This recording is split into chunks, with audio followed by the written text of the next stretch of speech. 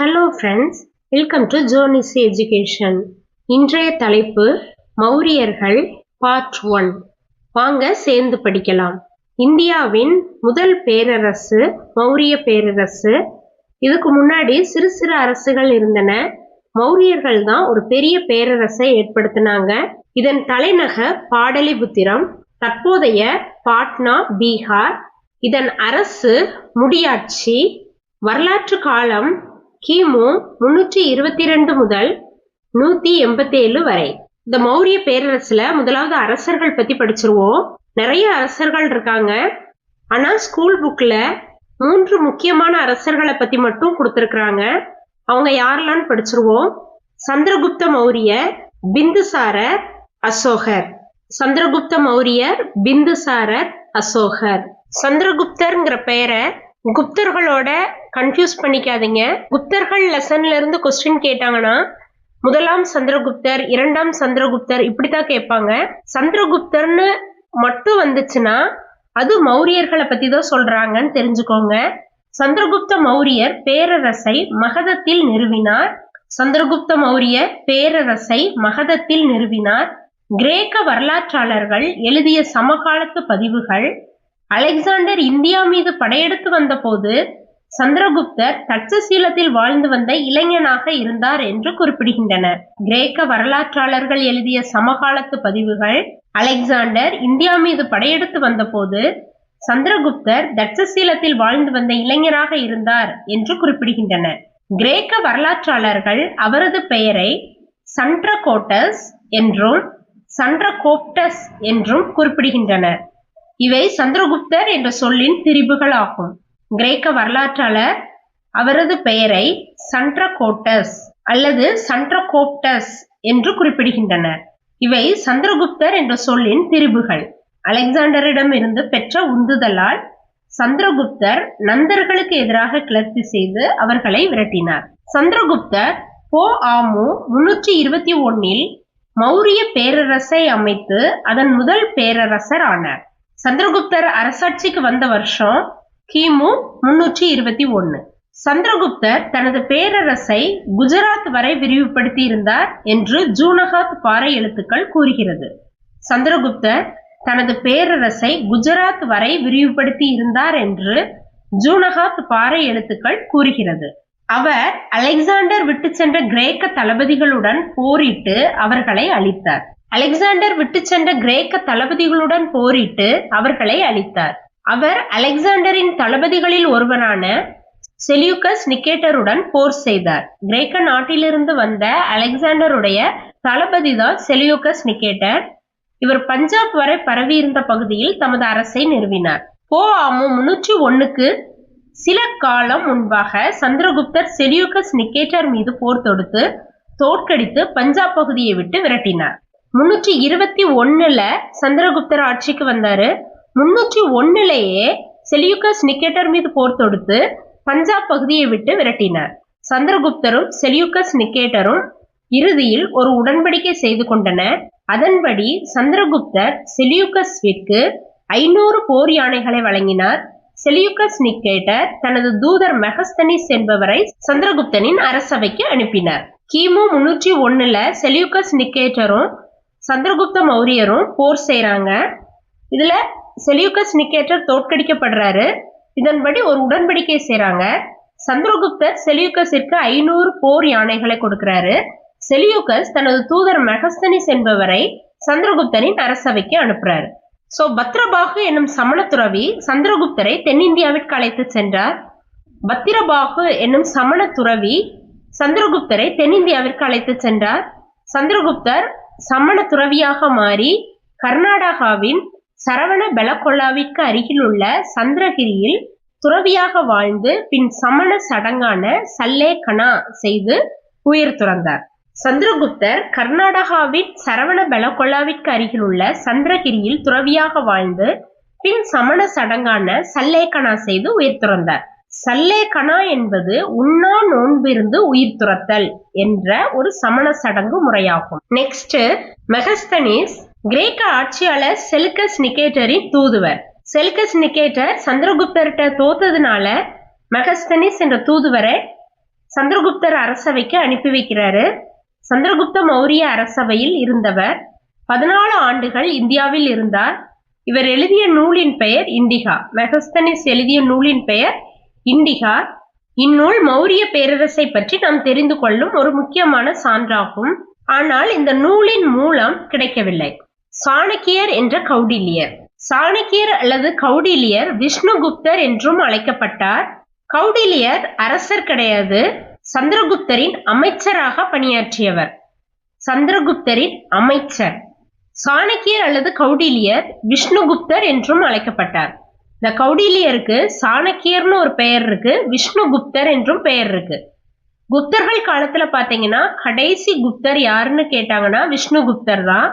So அதே பெயர் தான் இந்த கௌடில்யருக்கு இருக்கு, விஷ்ணுகுப்தர். இவர் ஒரு பிராமணர், நந்தர்களின் கடும் எதிரி. சந்திரகுப்த மௌரியரும் நந்தர்களை எதிர்த்தாரு. சாணக்கியருக்கும் நந்தர்களை பிடிக்காது. இந்த கௌடில்யர் அர்த்த சாஸ்திரம் என்ற நூலை எழுதினார். அரசியல் நிர்வாகம் குறித்த புகழ் பெற்ற நூல் இது. அரசியல் தந்திரங்கள் நிறைந்த கௌடில்யர் நிர்வாகத்தை நடத்த சந்திரகுப்தருக்கு ஆலோசனை வழங்கினார். அரசியல் தந்திரங்கள் நிறைஞ்சவங்களை நம்ம சாணக்கியன் அப்படின்னு சொல்லுவோம் இல்லையா, அது இவரோட பெயர்ல இருந்து தான் வந்தது. இந்த கௌடில்யருக்கு தான் சாணக்கியர்னு பெயர். ஏன்னா இவர் அரசியல் தந்திரங்கள் நிறைஞ்ச ஒரு நிர்வாக தலைவர். நந்தர்களை வீழ்த்துவதற்கான திட்டங்களை வகுத்து கொடுத்தவரும் இவர்தான். மகத நாட்டிற்கு வர இருந்த படையெடுப்பை தடுப்பதற்கு கௌடில்யர் மேற்கொண்ட சூழ்ச்சிமிக்க தந்திரங்களும் யுக்தியும் தான் முத்து ராட்சசம் என்னும் நாடகத்தின் கருப்பொருள் ஆகும். மகத நாட்டில் வர இருந்த படையெடுப்பை தடுப்பதற்கு கௌடில்யர் மேற்கொண்ட சூழ்ச்சிமிக்க தந்திரங்களும் யுக்தியும் தான் முத்துராட்சசம் என்னும் நாடகத்தின் கருப்பொருளாக இருந்தது. முத்துராட்சசம் குப்தர்கள் காலத்தில் எழுதப்பட்டிருந்தாலும் அது சந்திரகுப்த மௌரியரை பற்றி விளக்கும் ஒரு நூலாகும். சந்திரகுப்தர் மகத பேரரசர் ஆவதற்கு உதவினார் எனவும் கூறப்படுகிறது. சந்திரகுப்தர் மகத பேரரசர் ஆவதற்கு கௌடில்யர் உதவினார் எனவும் கூறப்படுகிறது. ஆனால் சந்திரகுப்தரின் சமகால பௌத்த சமண நூல்கள் சாணக்கியர் பற்றி எதுவும் குறிப்பிடவில்லை. கௌடில்யர் சந்திரகுப்தருக்கு நிர்வாகத்தை நடத்த ஆலோசனைகள் வழங்கினார், நந்தர்களை வீழ்த்த திட்டங்கள் தீட்டினார், பேரரசர் ஆவதற்கு உதவினார். இவருடைய தந்திரங்களும் யுக்தியும் முத்துராட்சசம் என்னும் நாடகத்தின் கருப்பொருள். இவர் எழுதிய நூல் அர்த்த சாஸ்திரம். நெக்ஸ்ட், மௌரிய பேரரசின் இரண்டாவது அரசர் பிந்துசாரர். பிந்துசாரரின் இயற்பெயர் சிம்ஹசேனா. பிந்துசாரரின் இயற்பெயர் சிம்ஹசேனா. இவர் சந்திரகுப்த மௌரியரின் மகனாவார். பிந்துசாரர் சந்திரகுப்த மௌரியரின் மகனாவார். பிந்துசாரர் கிமு 297 ஆட்சியில் அமர்ந்தார். பிந்துசாரர் கிமு 297 ஆட்சியில் அமர்ந்தார். கிரேக்கர்கள் பிந்துசாரரை அமிர்த கதா என்று அழைத்தனர். அதன் பொருள் எதிரிகளை அழிப்பவன் என்பதாகும். அமிர்த கதா, எதிரிகளை அழிப்பவன். மகன் அசோகரை உஜ்ஜயினியின் ஆளுநராக நியமித்தார். பிந்துசாரரின் மகன் அசோகர் உஜ்ஜயினியின் ஆளுநராக அசோகரை நியமித்தார். பிந்துசாரர் 25 ஆண்டுகள் ஆட்சி செய்தார். மேற்கு ஆசியாவின் கிரேக்க அரசர்களுடன் நல்லுறவு பேணும் தனது தந்தையின் வழியை தொடர்ந்தார். மேற்கு ஆசியாவின் கிரேக்க அரசர்களுடன் சந்திரகுப்தர் நல்லுறவு கொண்டிருந்தார். அதே வழியை பிந்துசாரரும் பின்பற்றினார். பிந்துசாரர் கிமு 272 மரணமடைந்தார். 297 ஆட்சிக்கு வந்து 272 மரணமடைந்தார். சோ பிந்துசாரரின் இயற்பெயர் சிம்ஹசேனா. இவர் சந்திரகுப்த மௌரியரின் மகன். கிரேக்கர்கள் இவரை அமிர்த கதா என்று அழைத்தனர். அதன் பொருள் எதிரிகளை அழிப்பவன் என்பதாகும். தன் மகன் அசோகரை உஜ்ஜயினியின் ஆளுநராக நியமித்தார்.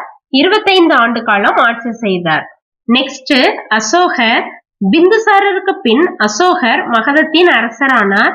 அசோகர் 4 ஆண்டுகளுக்கு பிறகு கிமு 268 ஆட்சிக்கு வந்தார். இந்த 4 வருடம் அரசுரிமைக்காக புதல்வர்களுக்கு இடையே போட்டி நடந்திருக்கிறது. பிந்துசாரருக்கு பின் 4 ஆண்டுகளுக்கு பிறகு அசோகர் கிமு 268 ஆட்சிக்கு வந்தார். மௌரிய அரசர்களில் மிகவும் புகழ் பெற்றவர் அசோகர். இவர் தேவனாம் பிரியர் என்று அழைக்கப்பட்டார். கடவுளுக்கு பிரியமானவன் என்பது இதன் பொருளாகும். பிந்துசாரர் அமிர்த கதா என்று அழைக்கப்பட்டார். அசோகர் தேவனாம் பிரியர் என்று அழைக்கப்பட்டார். தேவனாம் பிரியர் என்றால் கடவுளுக்கு பிரியமானவன் என்று பொருள். ஹட்ஜி வெல்ஸ் என்ற வரலாற்று அறிஞர் அசோகர் ஒரு பிரகாசமான நட்சத்திரம் போல இன்று வரை ஒளிர்கிறார் என்று கூறுகிறார். ஹட்ஜி வெல்ஸ் என்ற வரலாற்று அறிஞர் அசோகர் ஒரு பிரகாசமான நட்சத்திரம் போல இன்று வரை ஒளிர்கிறார் என்று கூறுகிறார். அசோகர் பேரரசர் ஆவதற்கு முன்பு சில பதவிகளில் இருந்துள்ளார். பிந்துசார அசோகரை முதலாக உஜ்ஜயினியின் ஆளுநராக நியமித்தார். அதன் பின் அசோகர் தட்சசீலத்தில் அரச பிரதிநிதியாக இருந்தார். அவந்தியின் தலைநகரம் உஜ்ஜயினியின் அரசின் பிரதிநிதியாக இருந்தார். உள்ளூர் அதிகாரிகளுக்கு எதிராக மக்கள் செய்த கிளர்ச்சியை அடக்கினார். அசோகர் மேற்கு ஆசியாவுடன் நெருக்கமான உறவு கொண்டிருந்தார். அசோகர் பேரரசராவதற்கு முன்பாகவே தட்சசீலத்தில் அரச பிரதிநிதி, உஜ்ஜயினியின் அரச பிரதிநிதி, அப்புறம் மக்கள் கிளர்ச்சிகளை அடக்கினார். மேற்கு ஆசியாவுடன் நெருக்கமான உறவு கொண்டிருந்தார். மேற்கு ஆசியாங்கும் போது கிரேக்கர்களுடன் நெருக்கமான உறவு கொண்டிருந்தார். இவர் பேரரசர் ஆன பிறகு அற்புதமான நினைவு சின்னங்களை கட்டியவர் என்ற புகழ் பெற்றவர். அசோகரது ஆட்சியின் 8வது ஆண்டில் நடந்த கலிங்க படையெடுப்பு ஒன்றுதான் மௌரியர்கள் அதிகாரப்பூர்வமாக பதிவு செய்த படையெடுப்பு ஆகும். இவர் 268 ஆட்சிக்கு வந்தாரு. கிமு 261 அசோகர் கலிங்கத்தின் மீது போர் தொடுத்தார். இந்த கலிங்க போர் தான் மௌரியர்கள் அதிகாரப்பூர்வமாக பதிவு செய்த படையெடுப்பு. கலிங்கம் அப்படிங்கிறது இன்றைய ஒடிஷா. இப்போர் மகத பேரரசிலிருந்து பிரிந்து சென்ற கலிங்கத்தை தண்டிப்பதற்காக தொடுக்கப்பட்ட போராகும். இப்போர் மகத பேரரசிலிருந்து பிரிந்து சென்ற கலிங்கத்தை தண்டிப்பதற்காக தொடுக்கப்பட்ட போராகும். கதிகும்பா கல்வெட்டு கலிங்கம் நந்த பேரரசின் பகுதியாக இருந்தது என்று குறிப்பிடுகிறது. கலிங்கம் நந்த பேரரசின் பகுதியாக இருந்தது. கலிங்க போரின் பயங்கரத்தை அசோகர் தன்னுடைய 13வது பாறை கல்வெட்டில் விவரித்துள்ளார். கலிங்க போரின் பயங்கரத்தை அசோகர் தன்னுடைய 13வது பாறை கல்வெட்டில் விவரித்துள்ளார். கலிங்க போருக்கு பின் அசோகர் ஒரு பௌத்தரானார். சந்த அசோகர் அப்படின்னா கொடிய அசோகர் என்று பொருள். தம்ம அசோகர் என்றால் நீதிமான் அசோகர் என்று பெயர். தம்மம் அப்படிங்கிறது பாலி மொழியில, தர்மம் அப்படிங்கிறது சமஸ்கிருத.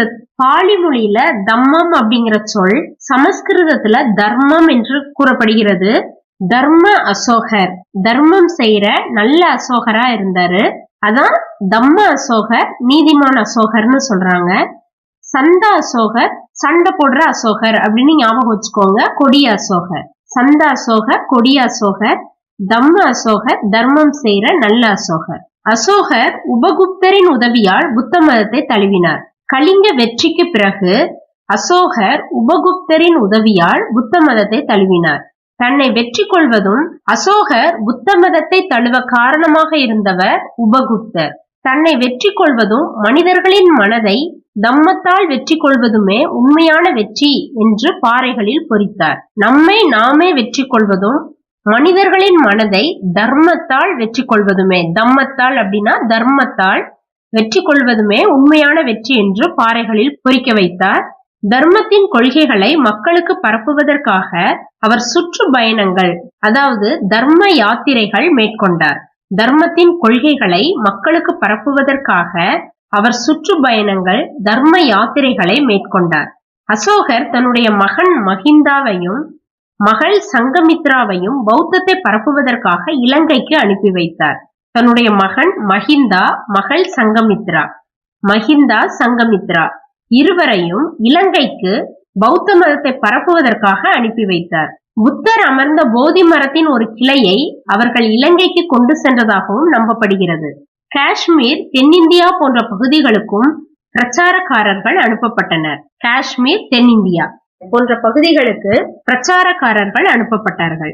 அசோகரின் 2ஆம் தூண் கல்வெட்டில் தர்மத்தின் பொருள் குறித்து விளக்கப்பட்டுள்ளது. இது மனிதாபிமானத்தை உள்ளடக்கியுள்ளது. அசோகரின் 13ஆம் பாறை கல்வெட்டு கலிங்க போர் பற்றி குறிப்பிடுகிறது. அசோகரின் 2வது தூண் கல்வெட்டில் தர்மத்தின் பொருள் குறித்து விளக்கப்பட்டுள்ளது. தர்மத்தின் கொள்கைகளை பரப்புவதற்காக மேற்கு ஆசியா, எகிப்து, கிழக்கு ஐரோப்பா ஆகிய பகுதிகளுக்கும் சமய பரப்பாளர்களை அனுப்பி வைத்தார். இந்தியாக்குள்ள காஷ்மீர், தென்னிந்தியாக்கு அனுப்புனாரு. வெளிநாடுகளுக்கு மேற்கு ஆசியா, அதாவது கிரேக்கம், எகிப்து, கிழக்கு ஐரோப்பா ஆகிய பகுதிகளுக்கு சமய பரப்பாளர்களை அனுப்பி வைத்தார். அசோகர் தர்ம மகா மாத்திரர்கள் என்னும் புதிய அதிகாரிகளை நியமித்தார். பௌத்த மதத்தை பரப்புவதே தர்ம மகா மாத்திரர்களுடைய பணியாகும். தர்மம் மகா மாத்திரர்கள் ஞாபகம் வச்சுக்கோங்க, தர்மத்தை பரப்புறதுதான் இந்த மகா மாத்திரர்களுடைய பணி. கிமு 250 தலைநகரான பாடலிபுத்திரத்தில் 3வது பௌத்த சங்கத்தை கூட்டினார். இந்த சங்கத்தின் சார்பாக 2 முக்கிய முடிவெடுத்தாங்க. ஒன்னு, பௌத்தத்தை மற்ற பகுதிகளுக்கு பரப்ப வேண்டும். மக்களை பௌத்த மதத்திற்கு மாற்ற பிரச்சாரர்களை அனுப்ப வேண்டும். இந்த 2 முடிவுகள் தான் இந்த சங்கத்தின் முக்கிய முடிவாகும். மகத பேரரசு துணைக்கண்டத்தின் 2/3 பங்கிற்கும் அதிகமான பகுதிகளில் பரவி இருந்தது. மகத பேரரசு துணைக்கண்டத்தின் 2/3 பங்கிற்கும் அதிகமான பகுதிகளில் பரவி இருந்தது. அசோகர் காலத்தில் நிர்வாகம் முறைப்படுத்தப்பட்டது. அதிகார நிறுவனங்கள் வளர்ச்சி அடைந்தன. பொருளாதார விரிவாக்கம் நடந்தது. அசோகரது ஆட்சி காலம் கிமு 232 வரை. அசோகர் 38 ஆண்டுகள் ஆட்சி செய்த பின் உயிர் துறந்தார். அவர் மரணத்திற்கு பிறகு மகத பேரரசு சிதைந்து 50 ஆண்டுகளுக்குள்ளாக அழிந்து போனது. அசோகர் இரக்க உணர்வு, அறக்கொடை, தூய்மை, புனிதத்தன்மை, சுய கட்டுப்பாடு, உண்மையுடைமை, மூத்தோர், ஆசிரியோர், பெற்றோர் ஆகியோரிடத்தில் மரியாதையுடனும் பணிவுடனும் நடந்து கொள்ளுதல் ஆகியவற்றிற்கு முக்கியத்துவம் கொடுத்தார். சாரநாத்தில் உள்ள அசோகருடைய தூணில் சிகர பகுதியில் அமைந்துள்ள சிங்க உருவங்கள் இந்திய தேசிய சின்னமாகவும், வட்ட வடிவ அடிப்பகுதியில் இடம்பெற்றுள்ள சக்கரம் இந்தியாவின் தேசிய கொடியின் மைய சக்கரமாகவும் ஏற்றுக்கொள்ளப்பட்டுள்ளது. சாரநாத்தில் உள்ள அசோகருடைய தூணில் சிகர பகுதியில் அமைந்துள்ள சிங்க உருவங்கள் இந்திய தேசிய சின்னமாகவும், வட்ட வடிவ அடிப்பகுதியில் இடம்பெற்றுள்ள சக்கரம் இந்தியாவின் தேசிய கொடியின் மைய சக்கரமாகவும் ஏற்றுக்கொள்ளப்பட்டுள்ளது. இந்திய தேசிய சின்னம், தேசிய கொடியின் மைய சக்கரம், இந்த ரெண்டுமே சாரநாத்தில் உள்ள அசோகருடைய தூணில் உள்ளதான் எடுத்திருக்கிறாங்க. பேராணை என்பது அரசரால் அல்லது உயர் பதவியில் இருப்பவரால் வெளியிடப்பட்ட ஆணை அல்லது பிரகடனமாகும். பேராணை என்பது அரசரால் அல்லது உயர் பதவியில் இருப்பவரால் வெளியிடப்பட்ட ஆணை அல்லது பிரகடனம் ஆகும். நெக்ஸ்ட், அசோகரின் கல்வெட்டு கட்டளைகள் எதெல்லாம் பார்த்துருவோம். அசோகர் புதிதாய் அறிந்த மதிப்பீடுகளும் நம்பிக்கைகளும் அவரது கல்வெட்டுகள் கட்டளைகளில் வரிசையாக பதிவு செய்யப்பட்டன. அசோகர் புதிதாய் அறிந்த மதிப்பீடுகளும் நம்பிக்கைகளும் அவரது கல்வெட்டுகள் கட்டளைகளில் வரிசையாக பதிவு செய்யப்பட்டன. இவை அமைதி, அறவழிப்பட்ட நேர்மை, தர்மம். அமைதியா இருக்கணும், நேர்மையா இருக்கணும், தர்மம் செய்யணும். தம்மம் அப்படிங்கிறது பாலி மொழியில, தர்மம் அப்படிங்கிறது சமஸ்கிருதத்துல. இவற்றின் மீதான அவரது பெரும் விருப்பத்தை நமக்கு சுட்டி காட்டுகின்றன. அசோகருடைய கல்வெட்டு கட்டளைகள் மௌரிய பேரரசு பற்றிய தகவல்களுக்கான நம்பகத்தன்மை கொண்ட சான்றுகளாக திகழ்கின்றன. முக்கியமான பாறைகளில் பொறிக்கப்பட்ட கல்வெட்டு கட்டளைகள். பாறைகளில் பொறிக்கப்பட்ட கல்வெட்டு கட்டளைகள் 14, கலிங்க கல்வெட்டு கட்டளைகள் 2, தூண் கல்வெட்டு கட்டளைகள் 7, சிறு பாறைகளில் பொறிக்கப்பட்ட கல்வெட்டு கட்டளைகள் சில, சிறு தூண்களில் பதியப்பட்ட கல்வெட்டு கட்டளைகள் மிக சில. எதெல்லாம் பாருங்க. பாறைகளில் பொறிக்கப்பட்டது 14, கலிங்க கல்வெட்டு 2, தூண் கல்வெட்டு 7, சிறு பாறைகளில் கல்வெட்டு சில, சிறு தூண்களில் கல்வெட்டு மிக சில. சிறு தூண்களில் பதியப்பட்ட கல்வெட்டு கட்டளைகள் மிக சில. அசோகரின் பேராணைகள் மொத்தம் 33 கல்வெட்டு கட்டளைகள். அவைகள் அசோகரால் தூண்களிலும் பாறைகளிலும் குகை சுவர்களிலும் பொறிக்கப்பட்டுள்ளன. அசோகரின் பேராணைகள் மொத்தம் 33 கல்வெட்டு கட்டளைகள். முக்கியமான பாறைகளில் பதியப்பட்ட கல்வெட்டு கட்டளைகள் எங்கெல்லாம் இருக்குன்னு பாத்துருவோம். ஆப்கானிஸ்தான் காந்தஹார், வடமேற்கு பாகிஸ்தான் ஷாபஸ் கார்கி, மன்சோராவில் இருந்து வடக்கே உத்தரகாண்ட் மாவட்டம், மேற்கே குஜராத் மற்றும் மகாராஷ்டிரா, கிழக்கே ஒடிஷா, தெற்கே கர்நாடகா, ஆந்திர பிரதேசம், கர்னூல் மாவட்டம் வரை பரவியுள்ளன. பாறைகளில் பதியப்பட்ட கல்வெட்டு கட்டளைகள். ஆப்கானிஸ்தான் இந்தியாவின் வடமேற்கு பகுதியில தான் இருக்கு. வடக்குல காஷ்மீர், அதுக்கு சைட்ல பாகிஸ்தான், நெக்ஸ்ட் ஆப்கானிஸ்தான். டாப்ல இருந்து வாங்க. ஆப்கானிஸ்தான் காந்தஹார், வடமேற்கு பாகிஸ்தான் ஷாபஸ் கார்கி. மன்சோராவிலிருந்து வடக்கே உத்தரகாண்ட் மாவட்டம். வடக்கே உத்தரகாண்ட் மாவட்டம். மேற்கே குஜராத் மற்றும் மகாராஷ்டிரா. வடக்கே உத்தரகாண்ட், மேற்கே குஜராத் மற்றும் மகாராஷ்டிரா, கிழக்கே ஒடிஷா, தெற்கே கர்நாடகா, ஆந்திர பிரதேசம். சோ இது மேப்பை வச்சு நீங்க படிச்சீங்கன்னா ஈஸியா இருக்கும். நெக்ஸ்ட், சிறு பாறையில் பதியப்பட்ட கல்வெட்டு கட்டளைகள். சிறு பாறையில் பதியப்பட்ட கல்வெட்டு கட்டளைகள் வடக்கே நேபாளம் லும்பினி வரை காணப்படுகின்றன. சிறிய பாறையில் பதியப்பட்ட கல்வெட்டு கட்டளைகள்ல என்ன எழுத்து முறை பின்பற்றப்பட்டுச்சுன்னு பார்ப்போம். சில கல்வெட்டு கட்டளைகள் முக்கியமா சாஞ்சி, பிராமி, மகதி, பிராகிருதம் 3 மொழிகள்ல எழுதப்பட்டிருந்தது. பிராமி, மகதி, பிராகிருதம். காந்தகார் பிரகடனங்கள் கிரேக்கம் மற்றும் அராமிக். காந்தகார்ங்கிறது ஆப்கானிஸ்தான்ல இருக்கு. சோ கிரேக்கம் மற்றும் அராமிக் மொழிகள்ல எழுதப்பட்டிருந்தது. வடமேற்கு பாகிஸ்தான் கரோஸ்டி எழுத்துமுறை. வடமேற்கு பாகிஸ்தான்ல கரோஸ்டி எழுத்துமுறை. சோ ஒவ்வொரு பகுதியிலையும் ஒவ்வொரு மொழிகள்ல கல்வெட்டு கட்டளைகள் எழுதப்பட்டிருந்தது. சாஞ்சி போன்ற பகுதிகள்ல பிராமி, மகதி, பிராகிருதம். காந்தகார் பிரகடனங்கள் கிரேக்கம், அராமிக். வடமேற்கு பாகிஸ்தானில் 2 கல்வெட்டு கட்டளைகள் இருக்கு, கரோஸ்டி.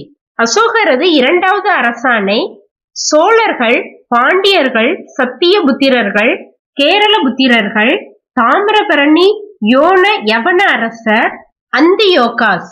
அந்தியோகாஸ் அப்படிங்கிறது அருகில் இருந்த நாடுகளின் அரசர்களை பற்றி சொல்றாங்க. இவங்க எல்லார் பத்தியும் இந்த அசோகரது 2வது அரசாணை கூறுகிறது. அசோகரது 2வது அரசாணை சோழர்கள், பாண்டியர்கள், சத்திய புத்திரர்கள், கேரள புத்திரர்கள். கேரள புத்திரர்கள்னா சேரர்கள், சேர சோழ பாண்டியர்கள், அதோடு சேர்த்து சத்திய புத்திரர்கள், தாமிரபரணி யோன யவன அரசர், அந்தியோகஸ் இவங்களை பற்றி கூறுது. இந்த 2வது அரசாணை அமைதி, நேர்மை, நீதி இவைகள் மீது அசோகருக்கு இருந்த நம்பிக்கையை பற்றியும் மக்களது நல்வாழ்வு மீது அசோகருக்கு இருந்த அக்கறை பற்றியும் கூறுகிறது. வன்முறை, போர் ஆகியவற்றை நிராகரித்து அமைதியையும் தர்மத்தையும் வலியுறுத்தியதன் மூலம் அசோகர் ஒரு பேரரசர் போர்கள் மூலம்தான் தனது அரசை விரிவுபடுத்தி வலுப்படுத்த வேண்டும் என்ற அக்காலத்தில் நிலவி வந்த கொள்கையை முற்றிலும் நிராகரித்தார். நெக்ஸ்ட், பிரகத்ரதா. இவர் மௌரிய பேரரசின் கடைசி அரசர். இவர் தனது படைத்தளபதி புஷ்யமித்ர சுங்கனால் கொல்லப்பட்டார். மௌரியர்கள் பார்ட் 1 அவ்வளவுதான். மௌரியர்கள் பார்ட் 2ல நம்ம மீட் பண்ணலாம். இந்த வீடியோ உங்களுக்கு யூஸ்ஃபுல்லா இருந்துச்சுன்னா சப்ஸ்கிரைப் பண்ணி வச்சுக்கோங்க. அப்பதான் நாங்க போடுற வீடியோ நோட்டிபிகேஷனா உங்களுக்கு வரும். அதோட ஷேர் பண்ணுங்க, லைக் பண்ணுங்க, உங்க கருத்துக்களை கமெண்ட்ல வெளிப்படுத்துங்க. ஃப்ரெண்ட்ஸ், தேங்க்யூ ஃபார் வாட்சிங்.